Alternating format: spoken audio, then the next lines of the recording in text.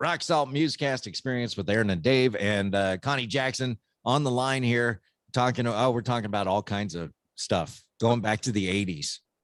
NCIS, Phil Collins. Yeah. And where she got her start. Well, and let's not forget, you also sang with Joe Walsh. Oh, yeah. I did a short tour with Joe Walsh a few years ago, which was really fun. Joe seems like such a fun guy. He's just he seems very open. And it's really weird when you travel with these artists because, I've done a million cover bands and all that kind of stuff. Mm-hmm. But then you're on stage and then he starts the intro to like Rocky Mountain Way or something, and you're like, that's the guy playing it. That's not somebody covering it. And you're like, and it's kind of trippy.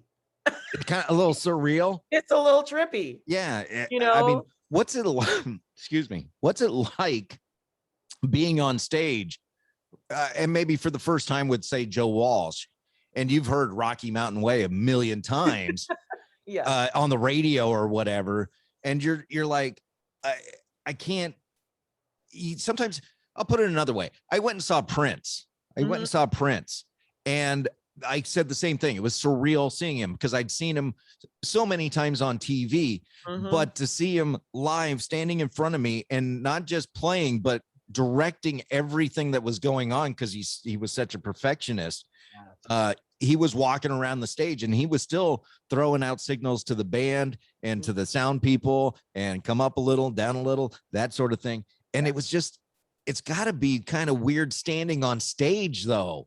And just knowing you're a part of that. Yeah. The one moment that I remember, and I'm going to go back to Phil because he was the first person I ever toured with. And it was kind of like, whoa. We were rehearsing. It was like the first day of rehearsal. And we rehearsed we rehearsed in Switzerland and they had the hockey rink. It was like an all-purpose sports place where we rehearsed, but the entire stage was set up. The stage that we were going to be working on was set up. And so, we had gone through some songs or whatever. And for whatever reason, when the intro to Another Day in Paradise happened, when they got to the ding, ding, ding, ding, I just teared up. It caught me because that was I love that song long before I knew who Phil Collins, before I knew him. Right. But all of a sudden you're hearing it. And again, it's the real person. Yeah. The guy who wrote it, the guy who had the hit with it is standing there singing it. And you're singing those iconic vocals and you're just like, this isn't a cover band. This is the real guy. Yeah. And I got that for some reason, that particular song, I just teared up immediately. Well, Phil kind of strikes me, and maybe I'm wrong, but he strikes me as the kind of guy that just would act like that's business as usual. It's just my job type of thing. He's been doing these songs forever. Right. But what I love about him, he cares so much what his fans like. And really? Oh, yeah. So a lot of thought goes into the show. Yep. And we would change. He would, every once in a while, he would, tailor it to where we were going. Like, no, this song wasn't big here, or this song was really big here, and they like that. Let's play the stuff that they might want to hear, So, but he really cares about his fans a lot. Yeah, that's very cool. He doesn't have a big head, does he? Not at all, huh? Nope. See, I was gonna say I might have a hard time with that, but I probably wouldn't because I am that type of person where I go, it's just no big deal. It's just what I do, But at some point I probably would probably in the 80s would have walked around like, yeah, I'm Phil Collins. You going back to where you say you guys rehearsed. People have no idea. Me being involved around music and I did a Christian easing for 5 years and got to meet some fantastic people. People don't realize how much work goes into starting a tour and how they practice, how they rent a arena and practice Mhm. the whole show before they just don't show up. Oh, okay, this is what it's going to look like. Yeah. You know, they work for a week or two Yeah. before the tour starts, you know, Yeah. on. Yeah, I think we start, if I remember correctly, because that was almost, oh my God, that was 2004. So we rehearsed for a month, almost a month, 3 weeks to a month. Wow. So by the time, it's time to go off and fly to that first tour, first show, you're ready. Yeah. We were like, okay, we're ready. You know what you're doing. You don't have those butterflies about, oh, what could go wrong, or, am I standing in the right spot? Because the beauty of it, you've been, because back in the day when I was doing theater, you rehearse in a rehearsal space that is not the stage, and then you have to redo everything or get acclimated to, the real stage.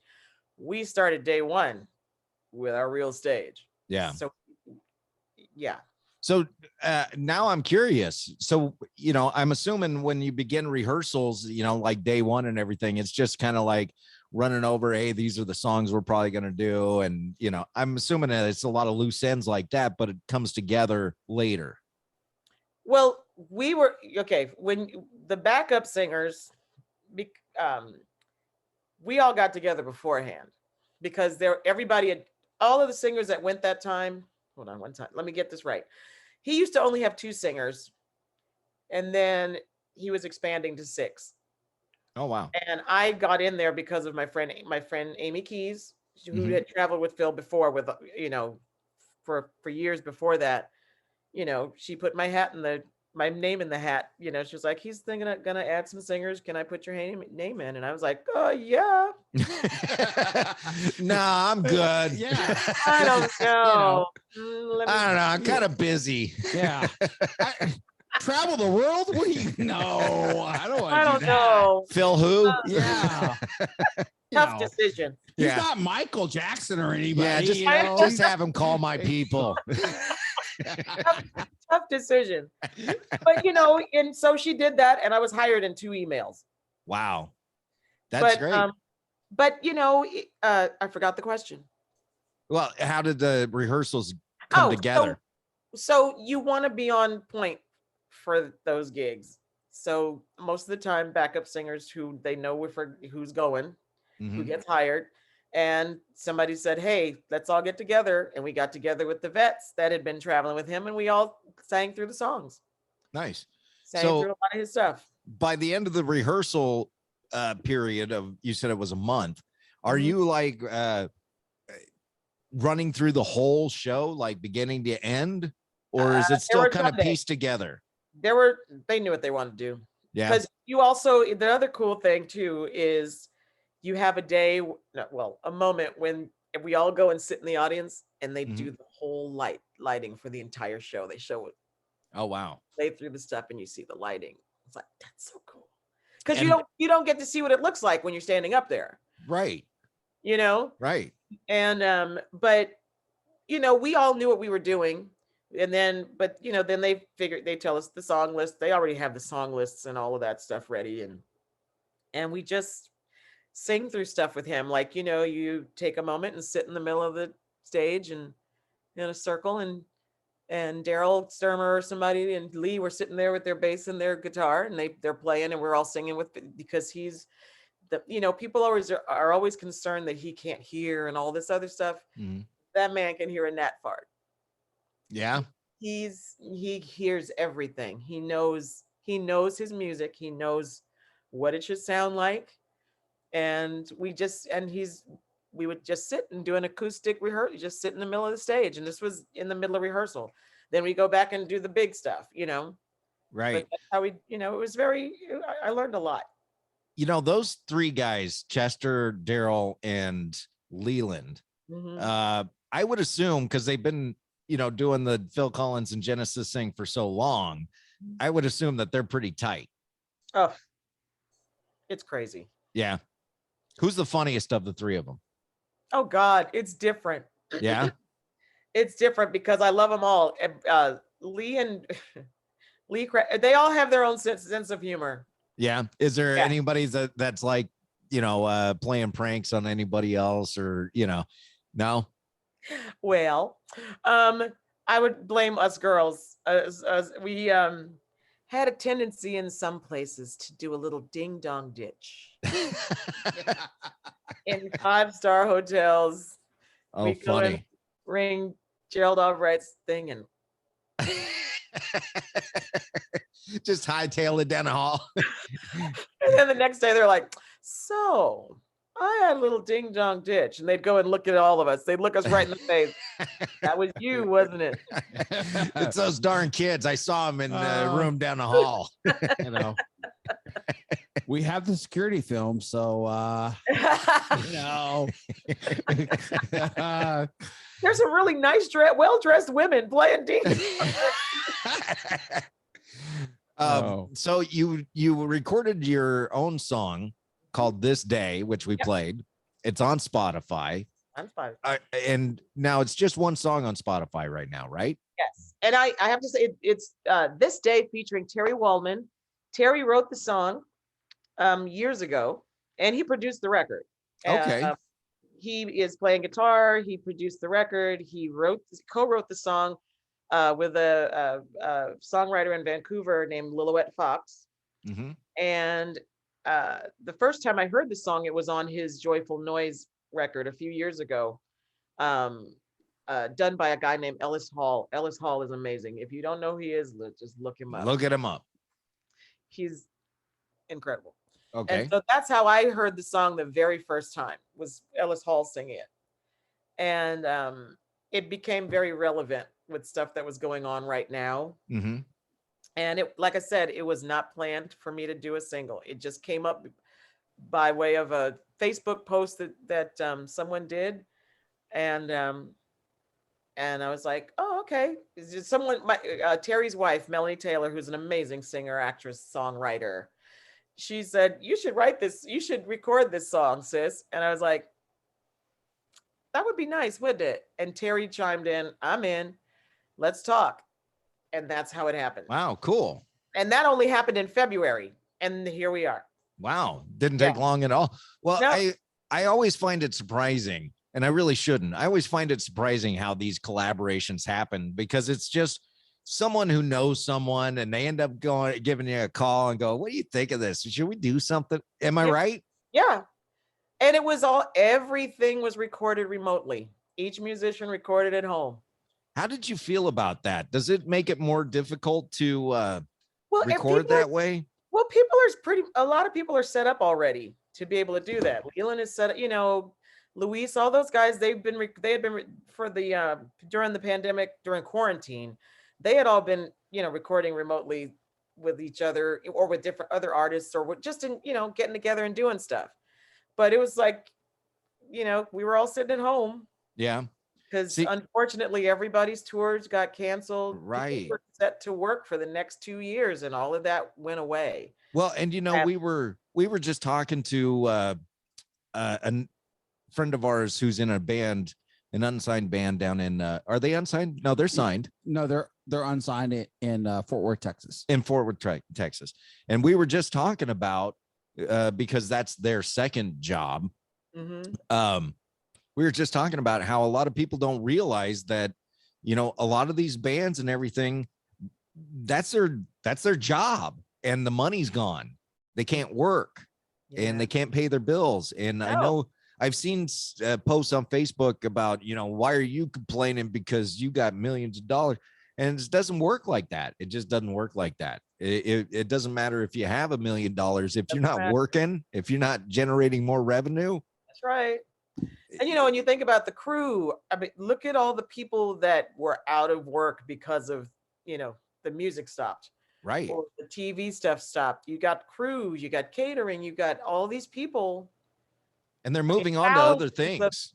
Pardon? And a lot of them move on to other things. Yeah, some had to, because it's like you can't sit at home waiting and not knowing if touring is coming back. Right. And we still, even though there are people out touring, Stevie Nicks just canceled. She's like, nope, I'm not going. And somebody else just canceled too. Well, I know Limp Bizkit canceled their tour. Yeah, people were like, you know what? I'm going to wait till 2022. Yeah. Crew people can't wait that long. They can't. No. Nobody's on a retainer. Right. And So yeah, you gotta get out there and hustle. yeah. So Yeah. I dig the new song. Are you guys gonna work on an album, a whole album, or is it? I don't know. I know I want to do another song, because got to get the coffers up to having that work for me.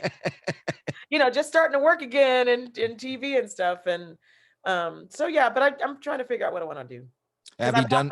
I've got the bug now. Having done this one song, I've gotten the bug. Oh, have you? Now, did you record anything prior? No, I mean, you've recorded with Phil, didn't you? Yeah, but this is the first single I've ever recorded for myself. Nice. Well, I think you did a fantastic job. It sounds great. Excellent. Yeah. And now I wanted to talk about this other thing. Now you ever heard of the band Helix? I've heard the name, but I couldn't tell you what they. Okay. So we didn't talk about this before. I'm kind of throwing you under the bus on this one. On YouTube, I just stumbled across this documentary about this band Helix, and they were a band that was assembled by Disney to play like at Space Mountain.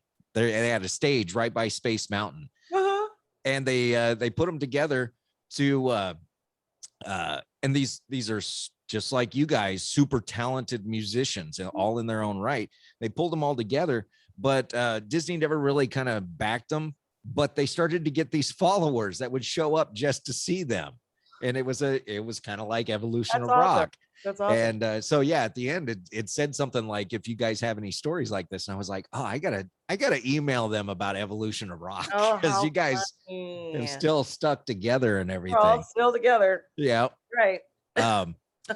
I still got to do that. So if you get a call, Connie, there you go. It was me. It was that 11-year-old kid.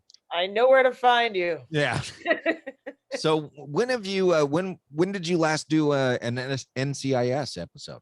I did. The last one I did was at the beginning of the year, and it was great because it was with. I actually got to work with both the Mr. and Mrs. Harmon. Oh, really? So Pam Dauber came on for a few episodes, and we spent the day between takes just laughing and talking about stuff, and just the nicest lady. And yeah, the two of them together, it was fun to see them.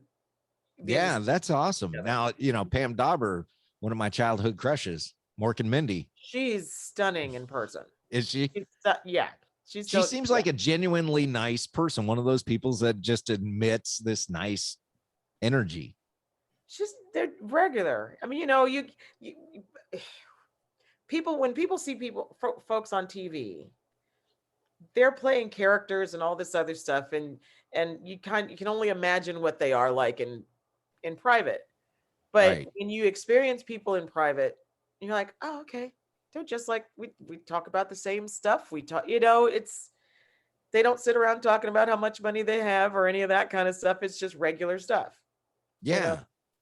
So, and that's what makes people, I don't know, celebrities cool. If they are just regular people. Yeah. It's the people with the big heads that feel they're, And I've been really lucky. I haven't had to deal with that part of it. I haven't hit those people. I haven't come across those folks. You come across the people that are kind of like one or two that have been standoffish as far as like acting. Right. But most of the time it's all I'm welcome, and it's usually the really big people who are really nice. Is it really? The really big people are really, because Mark, I follow your posts. Mark Harmon's very, very nice and approachable. Oh, from what you post. I love him. He just seems like a guy like, man, I'm really not that good of an actor, but I fell into the show and now I'm famous and I've made a lot of money, and I'm the most luckiest man in the world. That's what it seems like with him. I mean, he was a football player that got into acting, and I remember with some movie he made where he was a summer school teacher. Yeah, and wasn't that called Summer School? Yeah. It was okay. It was funny. Yes. Be nice to my boss. Yeah, be nice to the guy. What are you trying to do? Get Connie in No. trouble, Aaron? No, My but, boss. no, but I just, it's like, he fell into this role and it's worked out for him. It just seems like an average guy that kind of NCIS has been on what, 10 years now? This is season 19. Wow, I'm way off. Well, I knew it'd been 19. yeah. Well, I know they got their following for sure. Oh, they're huge. My Yeah. wife watches the show. I mean, it's huge. I mean, but I just he strikes me as the guy who's like He's just down to earth. yeah, Is what he's trying to say, Connie. He started this NCIS and Stop talking smack about Mark Harmon, okay? In the last You're couple gonna of make years, it Thank you. uncomfortable for Connie. No, it's just like just recently we were in Idaho on vacation and we met Dennis Franz, who played NYPD Blue. Oh, Dennis Franz. Okay, yes. yeah. And my wife walked up to him and he was just the nicest guy. He was like, "Hey, I just did a role for a lot of years and people watch the show and thank you for watching." Yeah. And that's what I mean by Mark Harmon doesn't seem like an uppity guy. He's like, hey, just an average Joe, and I do this job. Just really, he's a cool, really cool guy. Yeah. Yeah. Now, another name I need to toss out is Adele, because I see her name show up in credits on a certain show over and over again. Adele Sparks. Oh, because she does clearances, movie clearances and stuff for clearance rights when on film and television stuff. Yeah. And I think a couple of the things she's had a couple recent things I'm really bad at, but she did the stuff for that the thing that Leah Remini did on Scientology. The Scientology and show. She has something else new that just happened. I forgot what it was. It was a documentary on, I forgot who it is about, but yeah, that's what she's been doing lately. Yeah. Well, not lately. She's been doing that for like 15 years or more. I was watching the Scientology show, and there at the end, I'm just, the credits are rolling, and I don't want to be mean, but nobody pays much attention to the credits, really, right? Half the time they're going by like that. Yeah, exactly. But so I'm kind of half watching them, and I went, wait a minute, something looked familiar, and I roll it back and go, oh, I know her. Yep, that's what I mean by some people moved into other avenues, you know, and made it work. Yep. Well, I'm digging the new song. It sounds great, and I really enjoyed talking to you, and I hope you enjoyed coming on, and this was fun. I loved it. BSing with us a little. Yeah, so I loved it. Yeah, we'll have to do it again. You'll be a big star, and Phil Collins will be singing backup vocals for you and playing drums. Phil, can you get this right this time? Can you sit in with me, Phil? Yeah. Oh man. Well, I talked to Connie one time, and I probably don't remember this, but we were talking one time, and I love watching Phil Collins play drums, and then you get to see Phil and Chester play drums together, and that's amazing. And one of my favorite things about watching Phil Collins is he throws his head back, and he's just in the moment, hitting the skins. That's and right. That's when he's in his groove, right? His own. Yep. Does he even know that the world's around him? I know, right? At that moment, it's like, and he's gone. Yep. See, and that's got to be cool to stand next to him and see that. It was fun. Yeah.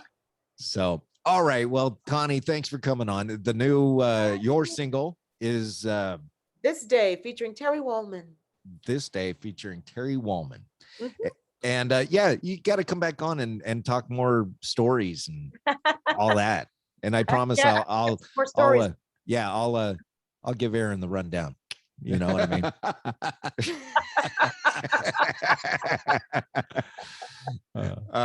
Thanks, Connie. Guys. See Connie on NCIS too. She's Elaine on NCIS.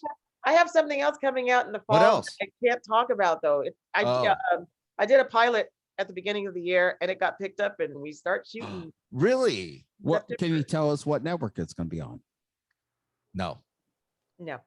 Okay, but that's fine. You did do something for YouTube. You had a YouTube series. Oh, we did a web series. We tried me and a couple of other actresses, we tried our hands at producing something. And We're good. Yeah? Yeah, it was a learning experience. And so, it debuted on YouTube, but it was just kind of like putting these out there. Well, what's the name of it? It's called Extraction. Extraction. All right. And how many episodes did you Not do? the Chris Hemsworth Extraction. Should have got him. They're gonna be like, she got Chris Hemsworth. Yeah. And yeah, how many episodes did you do? There's 4. 4? I think. All right. So I don't know if it's still on YouTube, but I think oh, you might have taken it down.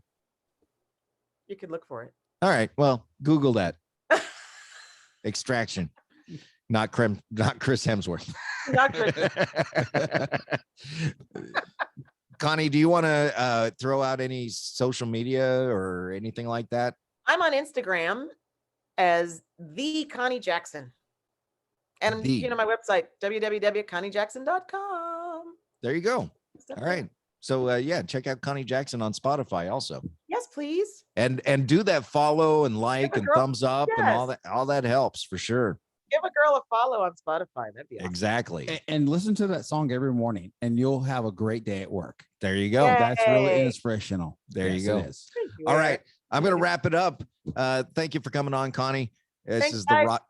the Rock Salt Musecast.